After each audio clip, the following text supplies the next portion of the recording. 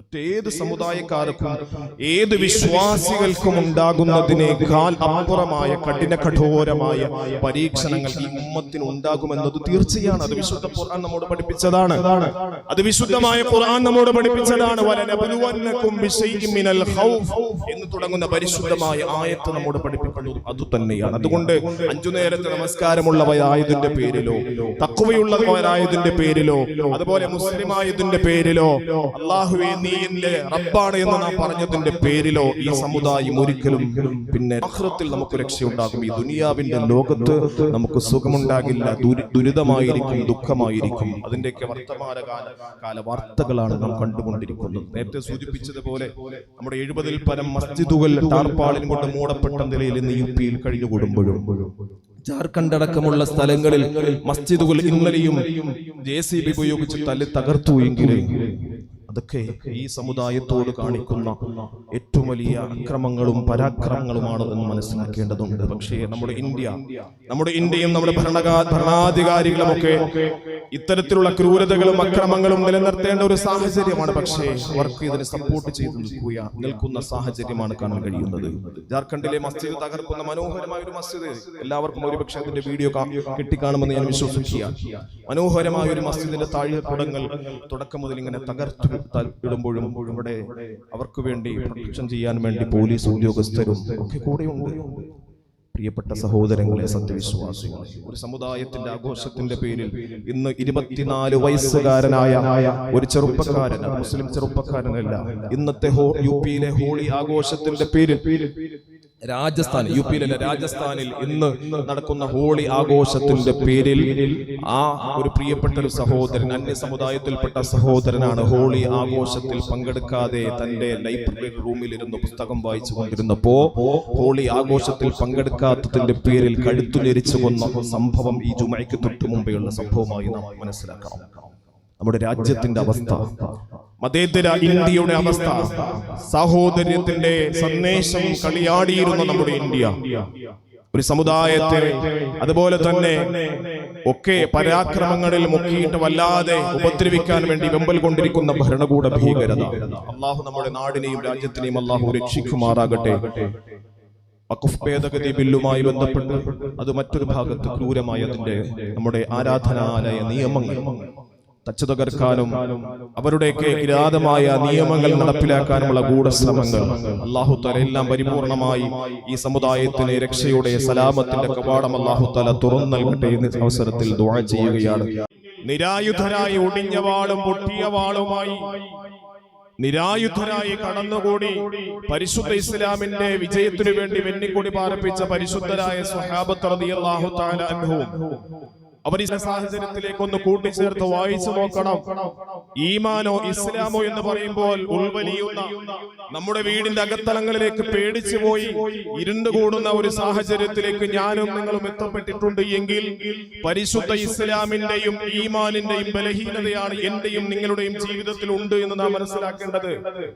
അല്ലാഹു തആല പരിശുദ്ധ ഈമാൻ നൽകുമ്പോൾ വിശ്വാസികൾക്ക് പരീക്ഷണങ്ങളാണ് കടന്നു വരുന്നത് എന്ന് വലനബ്ലുവന്നകും ബിശൈഇൻ മിനൽ ഖൗഫി വൽ ജൂഅ് എന്ന പരിശുദ്ധമായ ആയത്തിലൂടെ അല്ലാഹു തആല നമ്മോട് പഠിപ്പിക്കുമ്പോൾ, പ്രിയമുള്ള സഹോദരങ്ങളെ, വർത്തമാനകാല ഇന്ത്യയും വർത്തമാനകാല സാഹചര്യങ്ങളും നാം പറഞ്ഞു നോക്കുമ്പോൾ ഇന്ന് നമുക്കറിയാം ഇന്ത്യയിൽ യുപിയിൽ അടക്കമുള്ള 70ഓളം മസ്ജിദുകൾ ടാർപ്പാളിൻ കൊണ്ട് മൂടിയിട്ടിരിക്കുന്ന ദയനീയമായ രംഗമാണ് ഇന്ന് നമുക്ക് കാണാൻ കഴിയുന്നത്. എന്തിന്റെ പേരിൽ? വർത്തമാനകാല ഇന്ത്യ, മതേതരത്വ ഇന്ത്യ, ജനാധിപത്യ ഇന്ത്യ, സ്നേഹത്തിന്റെ ഇന്ത്യ, സാഹോദര്യത്തിന്റെ ഇന്ത്യയിൽ ഇന്ന് യുപിയിലെ ഹോളി ആഘോഷത്തിന്റെ പേരിൽ 70-ൽ പരം മുസ്ലിം വിശ്വാസികളുടെ ആരാധനാലയങ്ങൾ ടാർപ്പാളിൻ കൊണ്ട് മൂടിയിട്ട് പോയിട്ടുണ്ട് എങ്കിൽ എന്തുകൊണ്ട് എന്റെ പ്രിയപ്പെട്ട സഹോദരങ്ങളെ, മുസ്ലിം സമുദായത്തിന്റെ മുന്നിൽ പരീക്ഷണങ്ങൾ കടുകൊടുത്ത് കടന്നുകൂടുമ്പോഴും വിശ്വാസികളുടെ ഈമാനിന് ഒരിറ്റ് ലാഞ്ചനയില്ലാതെ പരിപൂർണമായ പത്തുരമാ പവിത്രതയോടുകൂടി പരിശുദ്ധമായ ഇസ്ലാമിന്റെ ഈമാനിന്റെ കൊടി കയ്യിൽ പിടിക്കേണ്ടവരാണ് വിശ്വാസികൾ. ഇന്ന് നമുക്ക് ജുമുഅ വേണ്ട എന്ന് യുപിയിലെ യോഗി ആദിത്യനാഥ് പ്രഖ്യാപിച്ചു. എന്തിന്റെ പേരിൽ? ഹോളി ആഘോഷത്തിന്റെ പേരിൽ. നിങ്ങൾക്ക് എല്ലാ ആഴ്ചയിലും ഒരു ദിവസം വെള്ളിയാഴ്ചക്ക് നിങ്ങൾക്ക് സൗകര്യമുണ്ടല്ലോ.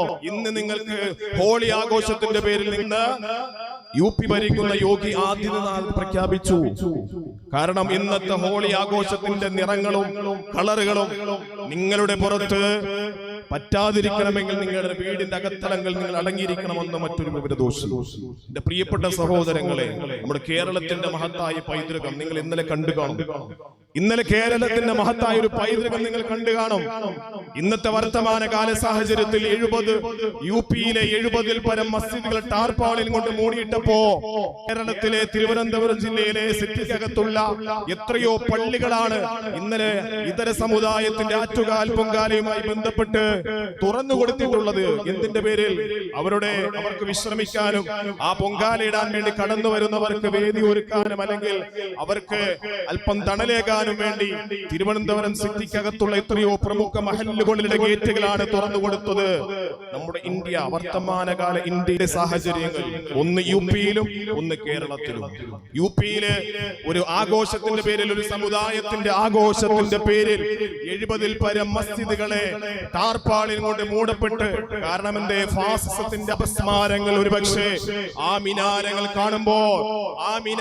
കാണുമ്പോൾ അവരുടെ കയ്യിലിരിക്കുന്ന ആയുധങ്ങൾ കൊണ്ട് അതിന്റെ താഴികക്കുടങ്ങളെ തച്ചുടയ്ക്കാൻ വേണ്ടി മാത്രം വിധിക്കപ്പെട്ട ഒരു സമുദായത്തിന്റെ അല്ലെങ്കിൽ ഒരു സമൂഹത്തിന്റെ മനുഷ്യരും ജാർഖണ്ഡിൽ മനോഹരമായ ഒരു മസ്ജിദിനെ ഇന്നലെ JCB ഉപയോഗിച്ച് അതിന്റെ മിനാരങ്ങളും താഴികക്കുടങ്ങളും ഒക്കെ തച്ചു തകർത്തിട്ട് നിലം പരിശാക്കി. എത്ര വാർത്ത ചെയ്തു, എത്ര പത്രങ്ങൾ ചോദിച്ചു. പ്രിയമുള്ള സഹോദരങ്ങളെ, പരിശുദ്ധമായ ഇസ്ലാമും ഈമാനും നമ്മുടെ മുന്നിലേക്ക് വിളമ്പിത്തരുന്ന പരിശുദ്ധമായ ബദറിന്റെ ചരിത്രമുണ്ടല്ലോ, അത് തവക്കലുന്റെ ചരിത്രമാണ്, പരിമാണ്. ഈമാൻ കൊണ്ട് വിജയിക്കുമെന്ന് സാധ്യപ്പെടുത്തി അടയാളപ്പെടുത്തിയ പരിശുദ്ധമായ ചരിത്രമാണ് പരിശുദ്ധമായ റമളാനിന്റെ 17ാമത്തെ ചരിത്രം എന്ന് പറയുന്നത്. ബദർ യുദ്ധത്തിന്റെ മനോഹരമായ ചരിത്രം. ഈമാൻ ഈ ഭൂമിയിൽ നിലനിൽക്കാൻ വളവും വെള്ളവും നൽകിയ പരിശുദ്ധമായ ചരിത്രം.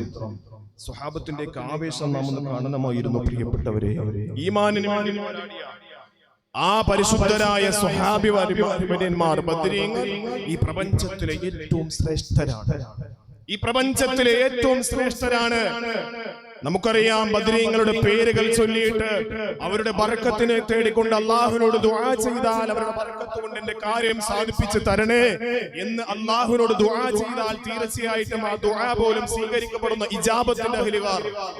ആ ബദർ ശുഹദാക്കളുടെ ചരിത്രം, അവരെ കുറിച്ച് മോശമായ വർത്തമാനങ്ങളോ നാക്കുകളോ വാക്കുകളോ നമുക്ക് ഉപയോഗിക്കാൻ പാടില്ല. അല്ലാഹുവിന്റെ ഹബീബായ നബി സല്ലല്ലാഹു അലൈഹി വസല്ലമ തങ്ങൾ ബദറിൽ പങ്കെടുത്ത മഹാനായ അബ്ദുറഹ്മാൻ ഇബ്നു ഔഫ് റളിയല്ലാഹു തആല അൻഹുമായി മഹാനായ ഖാലിദ് റളിയല്ലാഹു തആല അൻഹു എന്തോ ചെറിയ അസ്വാരസ്യമുണ്ടായി. റസൂലുള്ളാഹി സ്വല്ലല്ലാഹു അലൈഹി വസല്ലമ തങ്ങൾ ഖാലിദ് റളിയല്ലാഹു തആല അൻഹുവിനെ വിളിച്ചു. ബദറിൽ പങ്കെടുത്ത അബ്ദുറഹ്മാൻ ഇബ്നു ഔഫ് റളിയല്ലാഹു തആല അൻഹു എന്തോ ഒരു ചെറിയ സൗന്ദര്യപ്പിണക്കം, എന്തോ ഒരു ചെറിയ മാനസികമായ എന്തോ ഒരു പ്രയാസം. റസൂലുള്ളാഹി സ്വല്ലല്ലാഹു അലൈഹി വസല്ലമ തങ്ങൾ മഹാനായ ഖാലിദ് റളിയല്ലാഹു തആല അൻഹു വിളിച്ചു, യാ ഖാലിദ് ലാ തുഖദി റജുലൻ മിൻ അഹ്ലി ബദർ. ബദറിൽ പങ്കെടുത്ത വിശ്വാസികളായ സ്വഹാബത്തിനെ കുറിച്ച്, ഒരാളെ കുറിച്ച് അവരെ നീ ഉപദ്രവിക്കുകയോ മോശമായ വർത്തമാനങ്ങൾ പറയുകയോ ചെയ്യരുത്. എന്തേ ഖാലിദേ, നിനക്കറിയോ? ലൗ അൻഫഖത മിസ്ല ഉഹുദിൻ ദഹബൻ ലം തുദ്രിക അമലഹു. ഏ ഖാലിദേ, ഉഹുദ് മലയോളം വലിപ്പമുള്ള സ്വർണ്ണ നാണയങ്ങളും സ്വർണ്ണക്കട്ടികളും നീ റബ്ബിന്റെ മാർഗത്തിൽ നീ ദാനധർമ്മം ചെയ്തിട്ട് ആ ദാനധർമ്മം ചെയ്യുന്നതിനേക്കാളും അതത്ര നീ ചെയ്താൽ പോലും ഏ ഖാലിദേ, ആ പരിശുദ്ധമായ ബദറിൽ അവർ പങ്കെടുത്ത് പോരാടിയ ഏതാനും ചില നിമിഷങ്ങളും മണിക്കൂറുകളും ചെയ്ത പുണ്യപ്രവൃത്തിയുണ്ടല്ലോ, ആ ധർമ്മസമരമുണ്ടല്ലോ, അത് നിങ്ങളുടെ ആ ദാനത്തിനോട് അടുക്കുക പോലുമില്ല. അത്രയ്ക്ക് വണ്ണമായ പോരാട്ടമാണ് ബദറിൽ അവർ നടത്തിയത് ഖാലിദേ.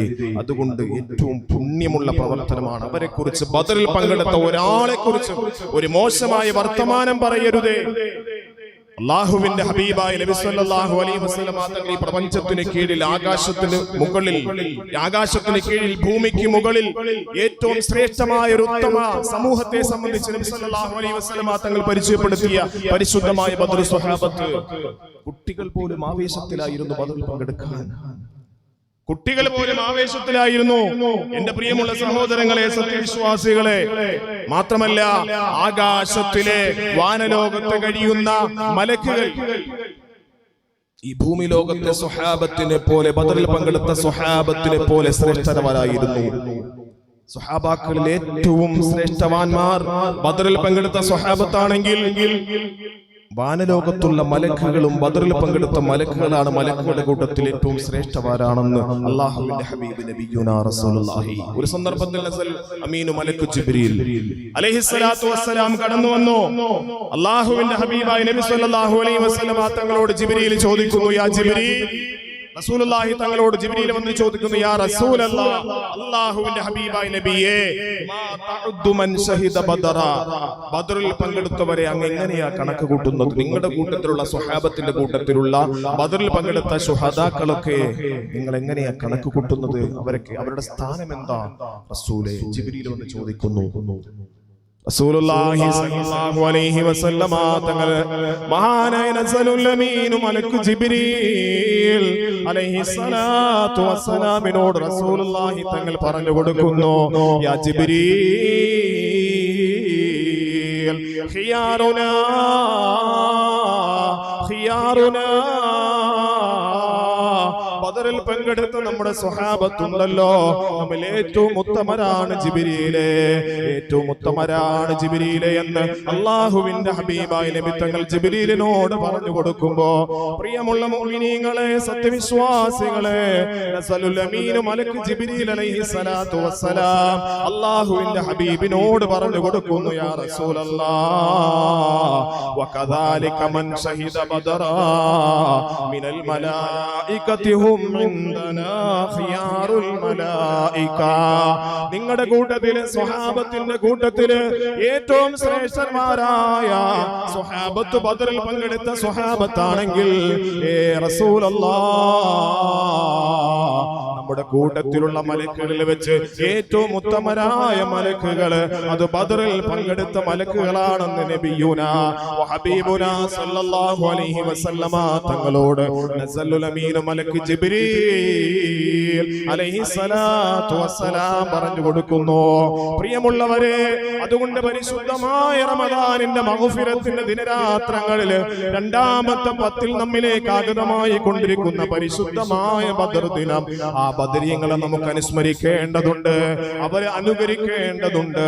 അവരുടെ ഈമാൻ നമുക്ക് വേണം. പ്രിയമുള്ളവരെ, അവരുടെ ഈമാന്റെ ഒരു അംശമെങ്കിലും നമ്മുടെ ഈമാനിലേക്കൊന്ന് ചേർത്തു വെക്കാൻ എനിക്കും നിങ്ങൾക്കും സാധ്യമാകേണ്ടതുണ്ട്. അവര് ബദറിൽ എത്രത്തോളം ആവേശം കാണിച്ചവരായിരുന്നു, അവരെത്രത്തോളം അല്ലാഹുവിന് വേണ്ടി പരിപൂർണമായി ത്യാഗം ചെയ്യാൻ വേണ്ടി അവരുടെ ജീവിതത്തെ സമർപ്പിച്ചവരായിരുന്നു. വൽആഖിറതു ഖൈറു വഅബ്ഖാ, വൽആഖിറതു ഖൈറു വഅബ്ഖാ.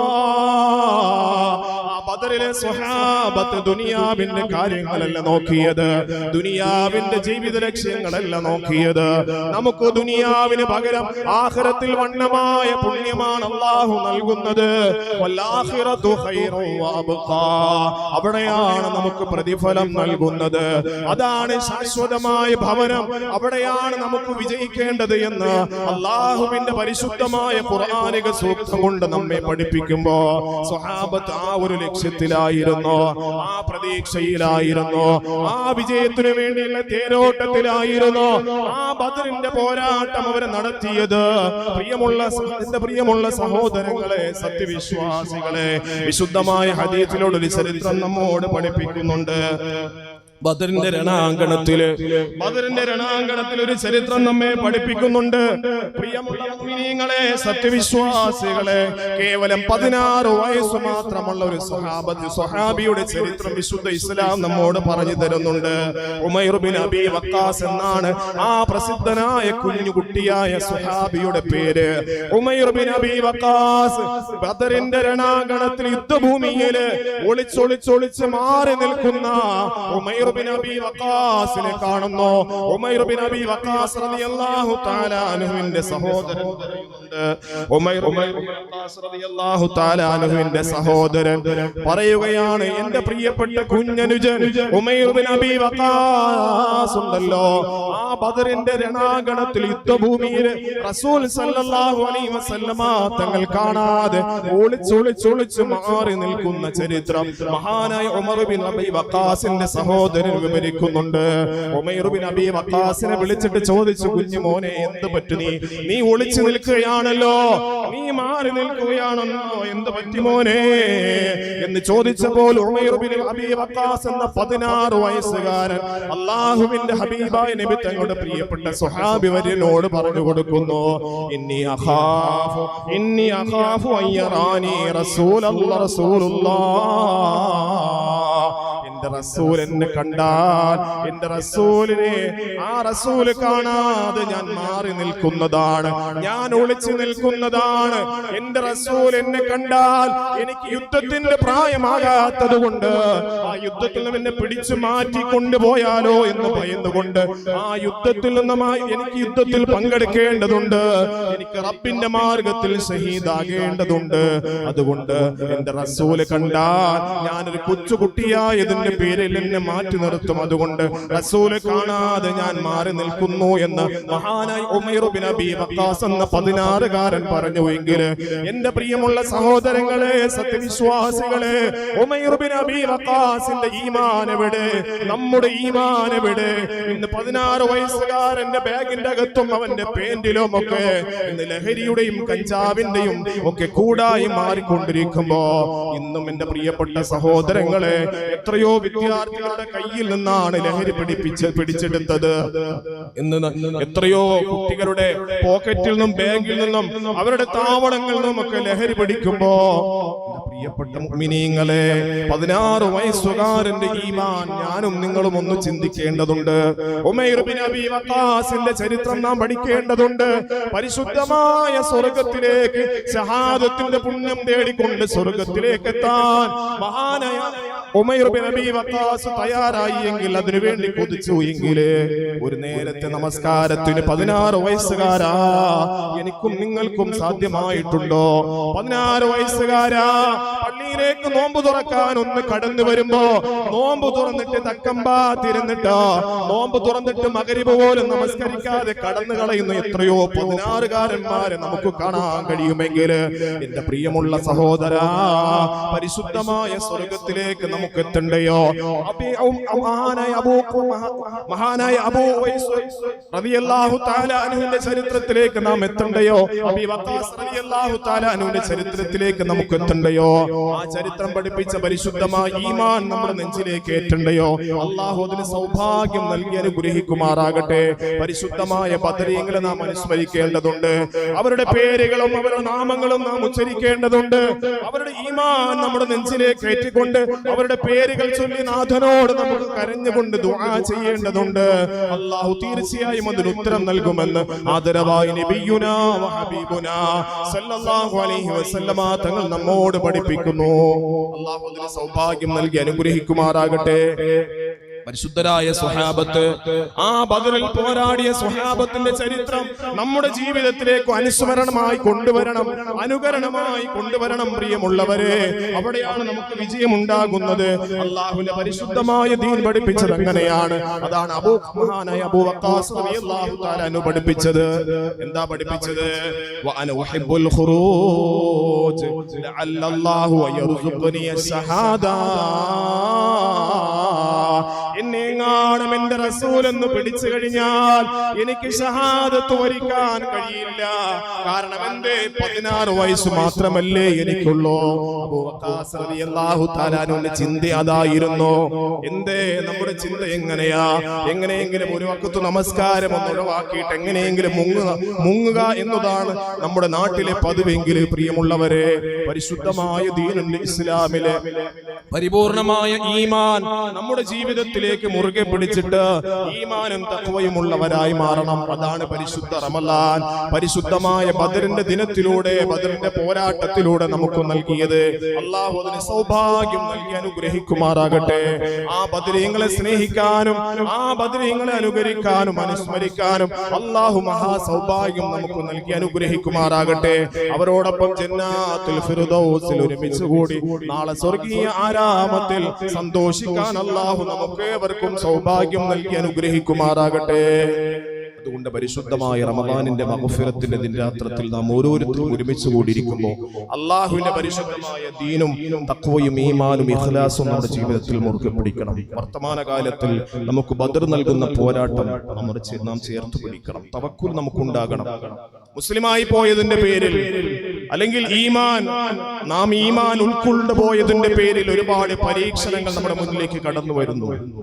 ആ പരീക്ഷണങ്ങൾ കടന്നു വരുമ്പോഴുമൊക്കെ അതിൽ പേടിച്ചു ഭയന്ന് നമ്മുടെ നമസ്കാരം ഉപേക്ഷിച്ച്, നമ്മുടെ ജുമുഅകൾ ഉപേക്ഷിച്ച്, നമ്മുടെ നോമ്പുകൾ ഉപേക്ഷിച്ച് മറ്റുള്ളവരോടൊപ്പം ജീവിക്കലല്ല തഖ്വ എന്ന് പറയുന്നത്.